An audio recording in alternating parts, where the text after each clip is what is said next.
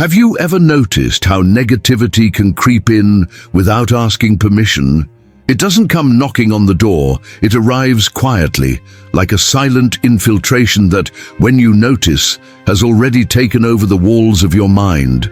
And the price of this is high. Your energy drops, your relationships wear out, and even your dreams are weakened. Sounds heavy, doesn't it? But the good news is that there is a way out, and it starts within you. What I'm going to show you here is not empty theory or pretty self-help phrases. There are 5 clear steps, almost like weapons of a stoic soldier, to reprogram your mind and shield your life against this invisible poison. And if you have the courage to apply them, you will realize that your mentality can become unbreakable, capable of facing any storm. Maybe you've tried to think positive, and it didn't work. I understand, because the problem is not only in repeating motivational phrases in the mirror, but in changing the way you talk to your own mind, how you deal with the environments around you, and how you react to daily challenges. It is a deep work, but totally possible. So stay with me until the end, because every key I'm going to give you here is practical, direct, and transformative. And take the opportunity to subscribe to the channel, because this is just the beginning of a journey that will strengthen your mind and your entire life. Negativity is treacherous.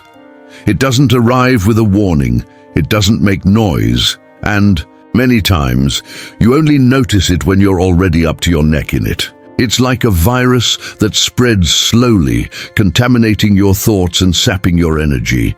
Gradually, you start to feel heavy, discouraged, and even without perspective. This state, when not fought, begins to erode not only your mind, but also your willingness to live fully. And it doesn't stop there. This silent poison directly affects your relationships. You know that conversation that could be light, but it becomes a dispute of who complains the most? Well, negativity loves to turn dialogues into walls instead of bridges. People charged with bad energy push away true connections without realizing that they are destroying the very bonds that could sustain them in difficult times.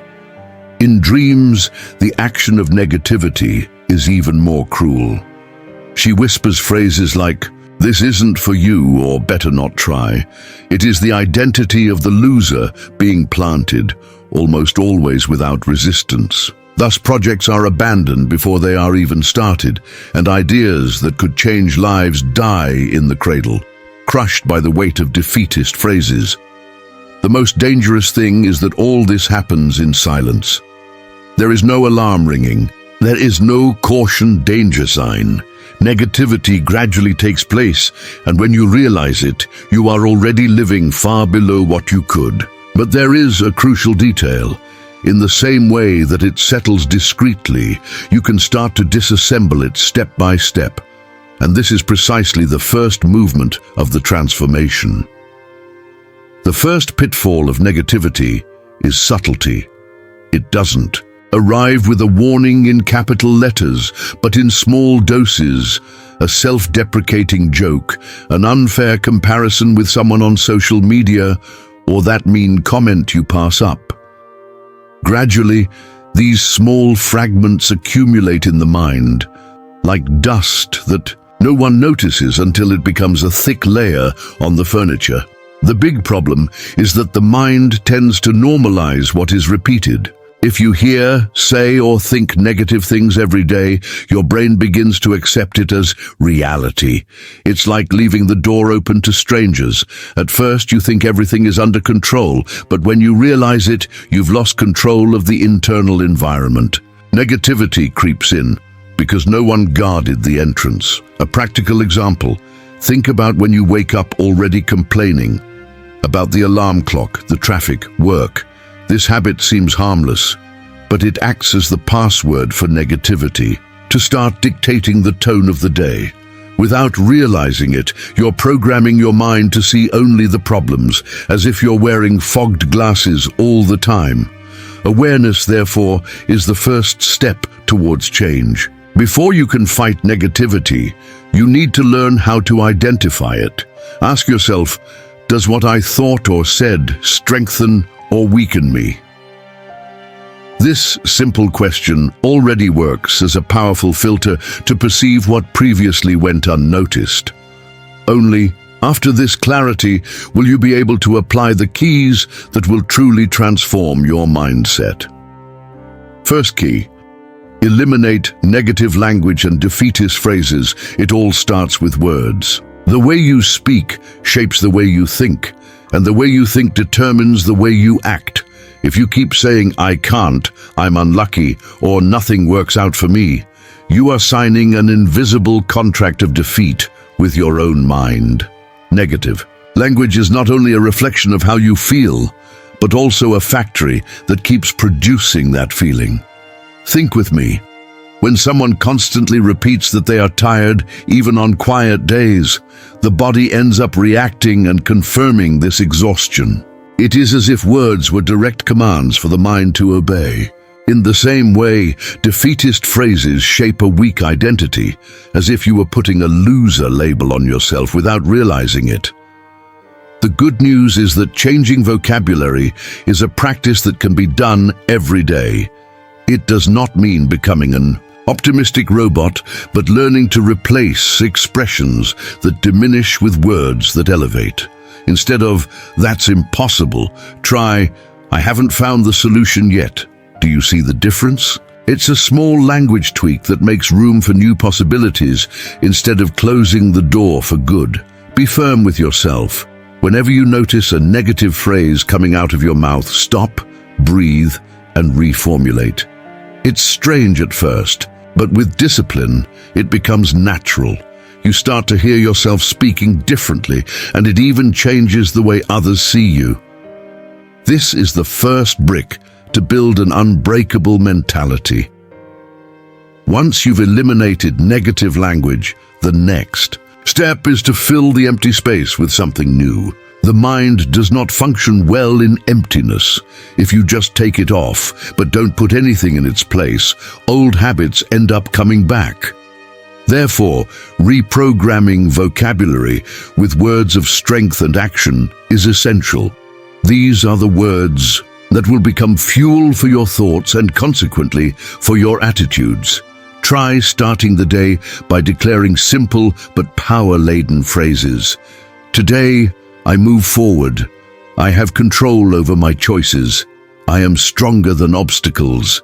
It may seem strange at first, but think about how an athlete trains. He repeats the same movement several times until the body responds automatically. Here it's the same thing, only with the mind. These words of possibility also help open windows in the imagination. Instead of thinking, "This is too hard," change it to, "This is a challenge that will strengthen me." The situation remains the same, but the lens through which you look changes completely. Vocabulary is the key that opens up new perspectives and transforms problems into opportunities for growth. Over time, you'll notice that this type of language not only changes your self-perception, but also the way people react to you. The energy of firmness and determination is contagious. When you speak from a place of strength, the environment responds. And this change begins literally, word for word.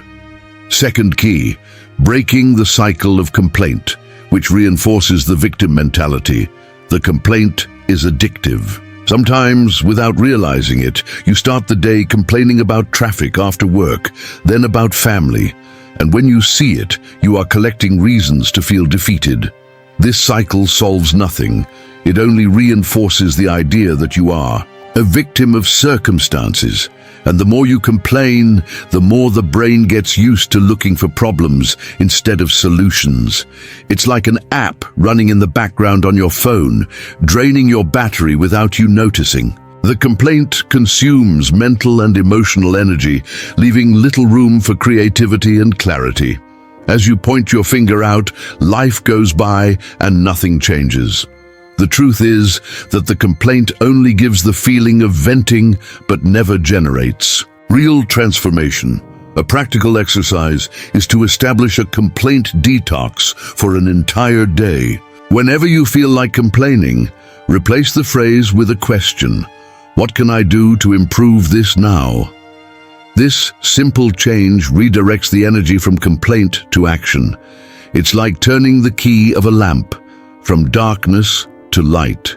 When you break this cycle, you begin to break free from the victim mentality. Complaint weakens, responsibility grows, and with it the feeling of power over one's life.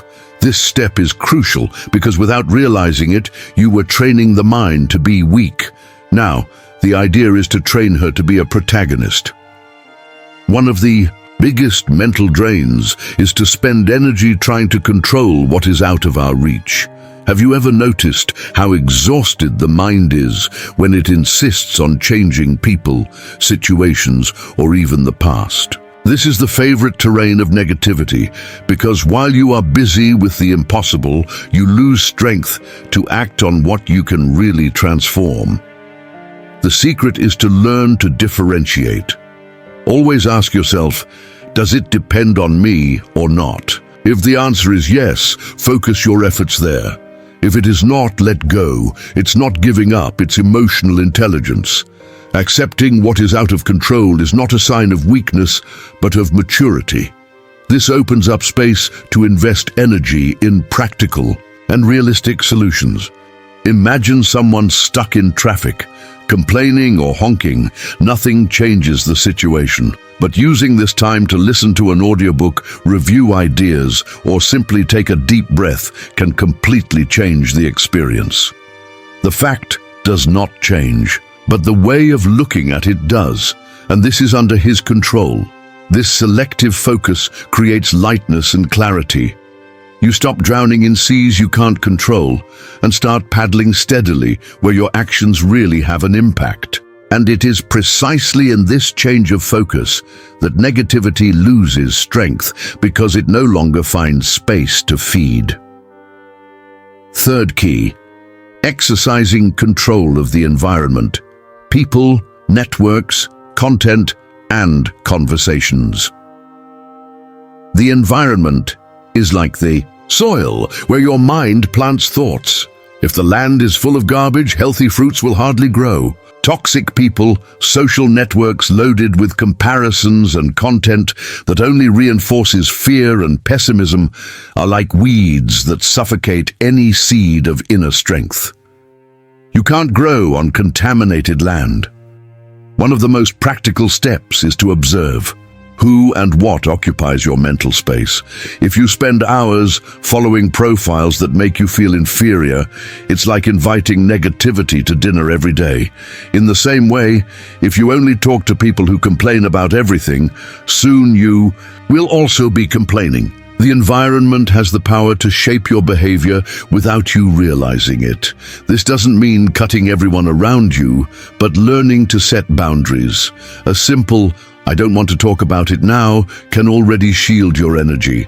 So is choosing to watch something that inspires instead of consuming content that only causes anxiety.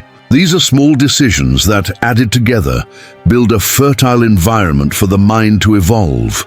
Remember, you are the average of the voices you hear and the stimuli you consume. If you want a strong mind, you need to choose with discipline what you let into your mental field. Exercising this control is not isolation, it is self-protection. After all, a self-respecting Stoic soldier does not fight on enemy terrain without preparation. If the environment shapes your mind, the influences you choose determine the direction of your growth.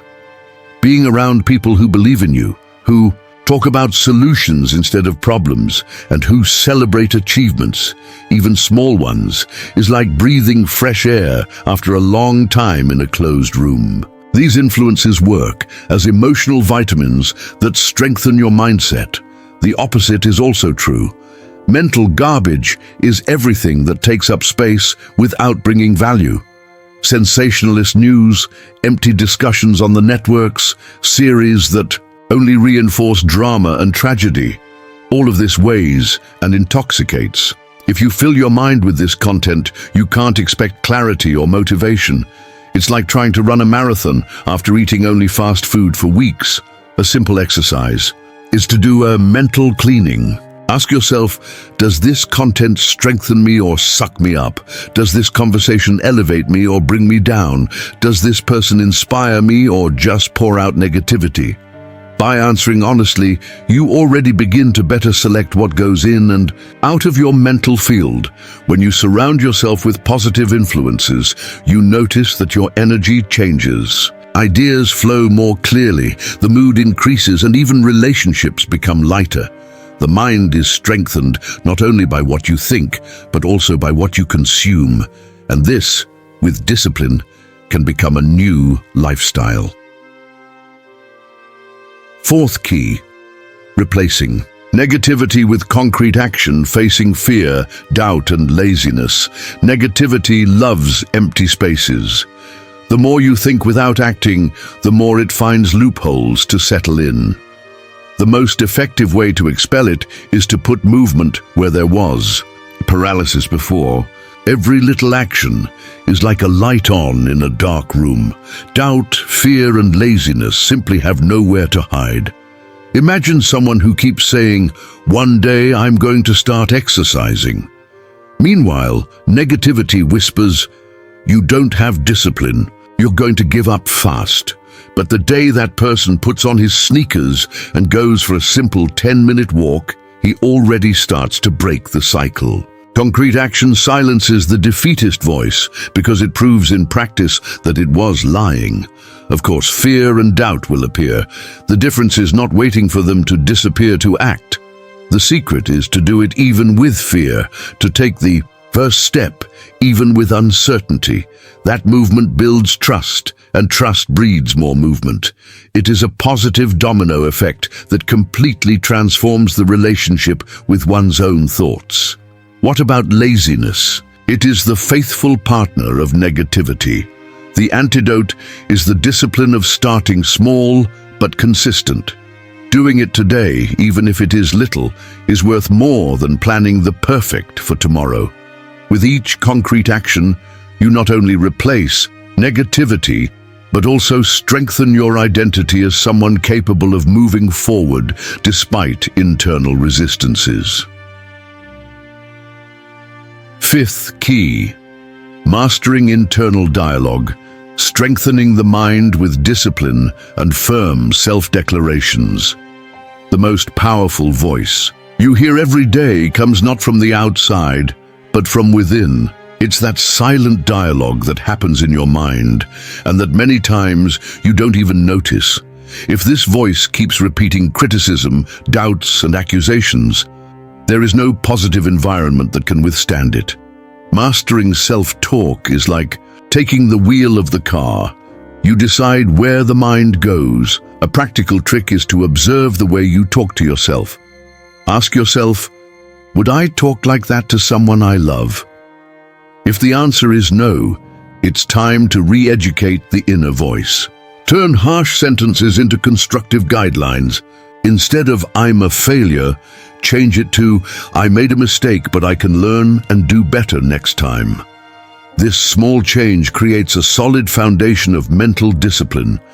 Firm self-declarations also function as direct commands to the brain. Repeating phrases such as "I have control over my mind" or "I am resilient in the face of difficulties" helps to train the mind in the same way that muscles are trained in the gym.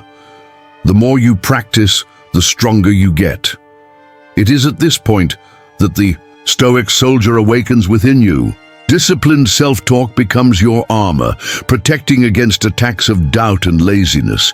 It is not a matter of being deceived by beautiful words, but of using language as a tool of strengthening.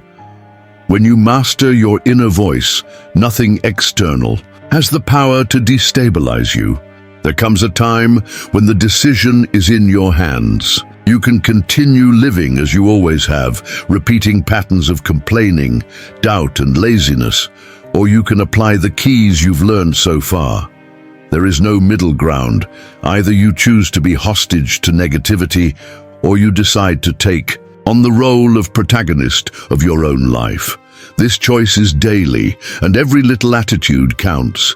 It's easy to fall into the trap of waiting for change to come from the outside, an opportunity, a person, even a miracle. But the truth is that transformation begins within. Keys do not work if they remain only in the field of theory. They need to be practiced, tested, and repeated until they become part of your identity. Think about how many times you've put off important decisions out of fear or self-indulgence. Now imagine where you could be if you had started back there. This reflection is not to blame you, but to show that the only thing that separates your current life from a transformed one is the decision to apply what you already know. To ignore is to remain imprisoned. To apply is to free oneself. Negativity will not go away on its own, but it loses strength in the face of a mind that acts with discipline and clarity. The power of choice is in your hands. The question is, which life are you going to decide to live from now on? There is a special power when you declare something in public. It is not just talking to others, it is speaking to oneself firmly in front of witnesses. This type of attitude creates responsibility because you start to feel that you need to honor what you have declared. It's like burning the bridge behind you. There is no easy return to old habits anymore. Public commitment also generates connection. When you write in the comments, for example, that you have decided to break with negativity, other people read it and are inspired. At the same time, you find support in those who are living the same struggle. This exchange of energy creates a community that empowers each individual in their personal journey. Many leave themselves promises that they never keep. Have you ever noticed how easy it is to silently say, "Tomorrow I'll start," and then give up? But when you verbalize it, when you put it in writing, the chance of actually acting grows exponentially. It is like signing a symbolic contract with your own evolution. So don't be ashamed to declare, "I choose a strong mind free of negativity." This simple attitude already marks a watershed. By committing publicly, you seal your decision and send a clear message not only to others, but especially to your own mind. From today on, transformation is real. Now that you've gone through each of these keys, the question that remains is simple. What are you going to do with it? Will you let negativity continue to dictate the pace of your life, or will you take control and put into practice what you have learned here?